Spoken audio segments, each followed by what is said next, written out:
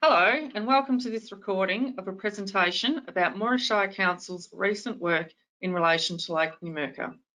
My name is Sally Rice and I'm the Director of Community Sustainability at Numurkah.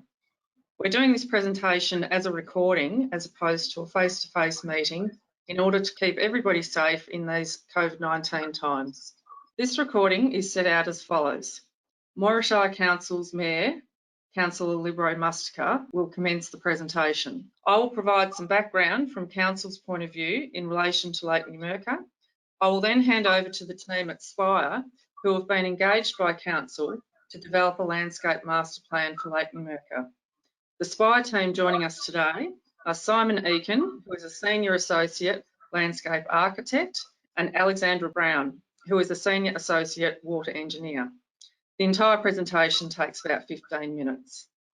A link to the presentation and further information, including some frequently asked questions, is available on Council's website.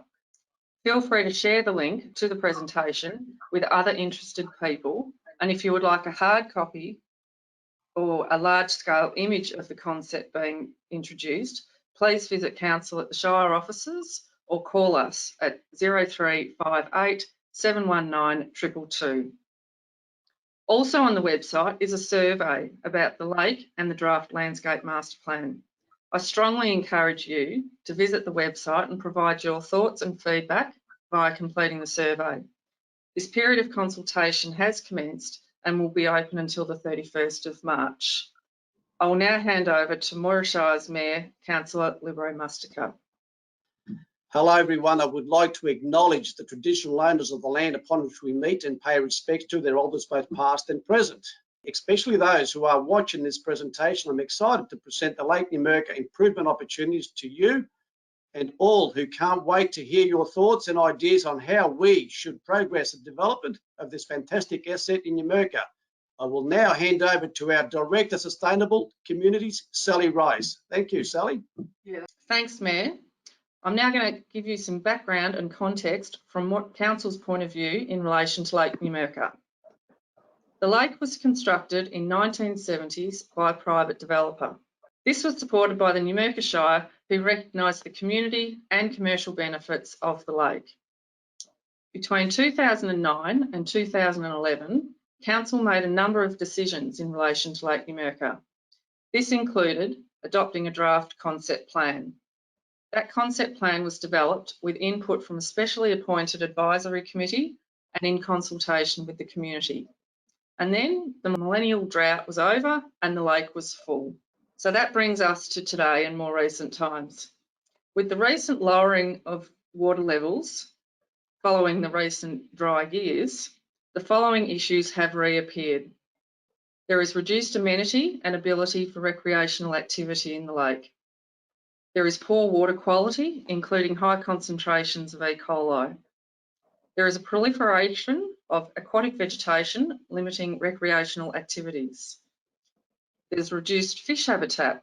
In fact, in 2009, Council arranged and paid for the removal of over 60 native fish from the lake.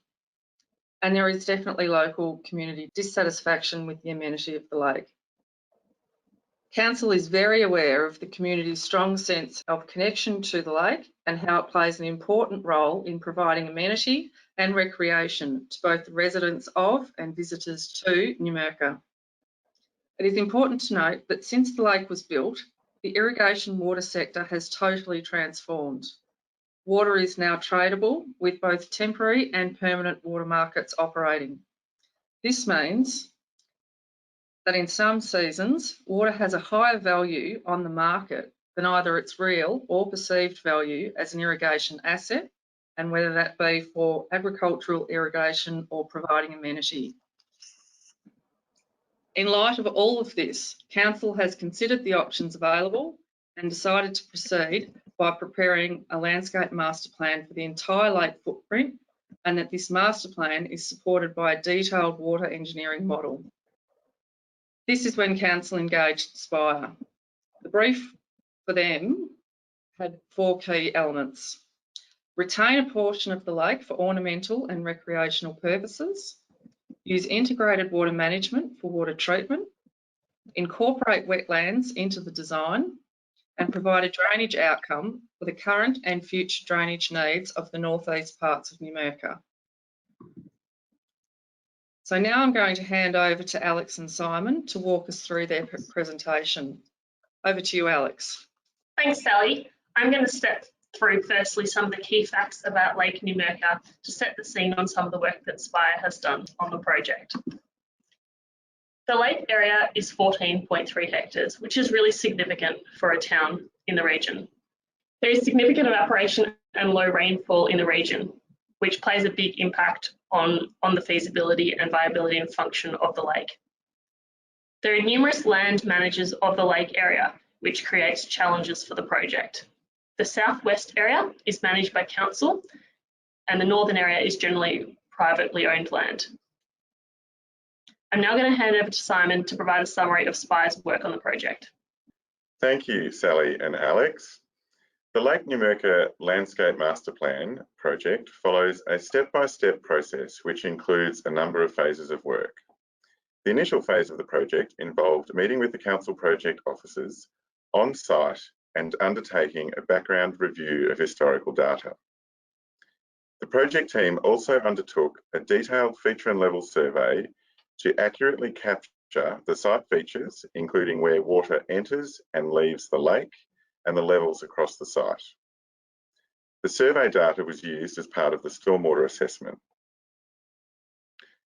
Phase 2 of the project involved a detailed analysis of existing site conditions and consideration of opportunities for improvements.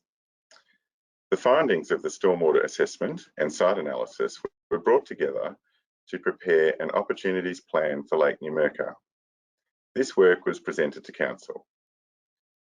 The current phase of the project involves community consultation on the opportunities identified for improvements to the lake. Following the community consultation period, your feedback will be reviewed and considered in the preparation of the draft Landscape Master Plan. The draft Landscape Master Plan will outline the proposed improvements to the lake and the surrounding reserves. The community will then be invited to make comments on the draft Landscape Master Plan. Following the consultation on the draft, feedback will again be considered and the master plan will be finalised. In relation to site analysis, Lake Numurkah provides a unique and special open space for the local community and visitors. The lake is bordered by Madigan Street to the west, the Broken Creek to the south, and Wattle Drive to the north. The northwestern side of the lake is bordered by housing along Reynolds Drive and Olivia Court, and the Lakeside Country Club sits on the east. A future residential development will also be located on the eastern end of the lake. Lake Numurkah is used for a number of recreation activities and provides habitat for wildlife, particularly when it holds water. An island is located centrally to the current lake area. There are a number of paths, tracks and trails around the lake which allow the community to access this unique environment. These are used for activities such as walking, running, riding, and community events. A limited number of seating areas are also provided along the trails. There is a pedestrian bridge across the Broken Creek, which provides a connection to the Numurkah Golf Club and Showgrounds. A well-used location at Lake Numurkah is the Madigan Street Reserve, which provides places for car parking, seating, a fitness station, and is a great spot to view the lake and access the Broken Creek Trail. There is little separation of cars and pedestrians in this location and presents some safety risks. There are a number of locations around the lake which allow people to take in the views of the environment with the backdrop of trees along the Broken Creek. Over to you, Alex.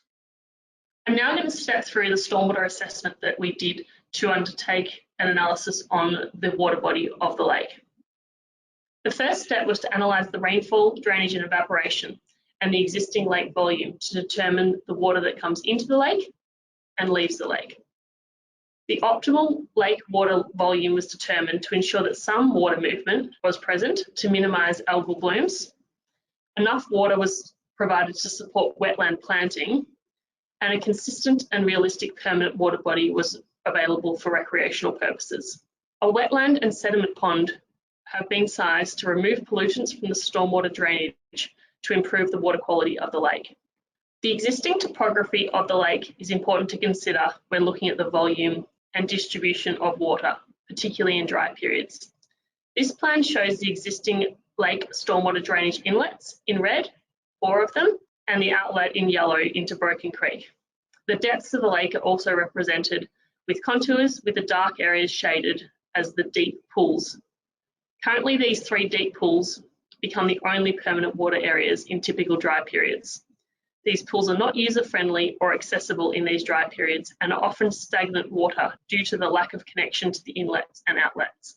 This next plan shows the catchments to the lake. There's one major catchment generally north of the lake. In light blue shows the current urban area, and the light purple shows the future growth area of Numurkah. The catchment area for all drainage that goes into the lake, plus the future growth area, has been considered in analysing the water volumes available for the lake. We have modelled both scenarios with and without the growth area, but we are assuming for the purpose of the analysis that development will be proceeding. The proposed wetland and permanent lake area are located in the council managed portion of the existing lake. This will allow for optimal access for public along the creek, walking path and Madigan Street, as Simon just discussed. We'll now zoom in to show what the proposed arrangement is. This zoomed in plan of the lake shows the preliminary size and shape of the sediment pond, wetland and permanent lake body. In the legend, you can see the sediment pond is represented by the purple blob, the darker green is the wetland, and the darker blue is the permanent lake water body. The remaining existing lake footprint is the ephemeral zone, meaning that it will be generally dry but will become wet after rainfall. This area will be planted and will remain a flood zone so that public access is not encouraged. Currently, the water enters the lake in the 4 locations marked in red and leaves the site via the creek. The sizes of the wetlands and lake have been based on the water balance model. The shapes are generally defined by wetland design criteria. However, there is some flexibility. The existing 4 drainage inlets will be combined into one to maximise all drainage flow being treated via the wetland to remove pollutants. The permanent lake area has been designed to be deeper than the current lake to minimise vegetation and algal blooms, plus provide great amenity and open water ecology for fish and bird life. The existing flood extents of the lake and the surrounding area will remain as they currently are. Addressing flood issues in Numurkah has not been part of this scope. I'm now going to hand over to Simon to discuss site opportunities. Thanks, Alex. The draft layout plan for the wetland and lake has informed the potential site opportunities for community spaces and interaction across the site. The potential wetland and open water area can provide improved environmental values and opportunities for recreation and enjoyment of the environment. The open water area can provide the community with access to water. Water-based activities may include canoeing and kayaking. There are also opportunities for jetties or pontoons at various locations on the edge of the open water, such as Madigan Street foreshore and the Broken Creek Trail foreshore. Improvements to pedestrian trails may include a path connection along the northwestern portion of the site behind Reynolds Drive for access between Wattle Drive and Madigan Street. Where the current lake footprint is modified as an ephemeral zone, there are opportunities for boardwalks, which could provide loop connections between the island and the Broken Creek Trail pedestrian bridge. There is also opportunity for a boardwalk connection between the Lakeside Country Club to the island and open water. The Madigan Street foreshore offers great potential for improvements to car parking, pedestrian access and safety, and access to the open water. Improvements to this area may include more seating, viewing areas, barbecue facilities, and playground. The existing wetlands at Station Street in Numurkah provide an excellent example of what can be achieved at Lake Numurkah. The areas of open water, tracks and trails, and mature trees provides places for the community to enjoy and habitat for wildlife. A number of photos of existing environments similar to Lake Numurkah are shown to provide examples of what the improvements to Lake Numurkah could look like, such as foreshore areas, boardwalks, and community facilities. We look forward to receiving ideas from the community on their vision for Lake Numurkah to ensure this special place can be well used and enjoyed into the future. Over to you, Sally. Thanks, Alex and Simon. So at this stage of our presentation, there's just a couple of things I need to mention. One is, and very importantly, that Council continues to work with the private company who owns the majority of the lake, and they have been shown this landscape master plan and given the opportunity to comment. Thank you for taking the time to listen to the presentation. As it is made clear, this is not a straightforward issue and there are lots of considerations to take into account. That's why Council is really keen to present to you this draft landscape master plan and get your thoughts and feedback. So I strongly encourage you to complete the survey, which is accessible on Council's website, and please do this by the 31st of March. Once again, thank you for your time and goodbye for now.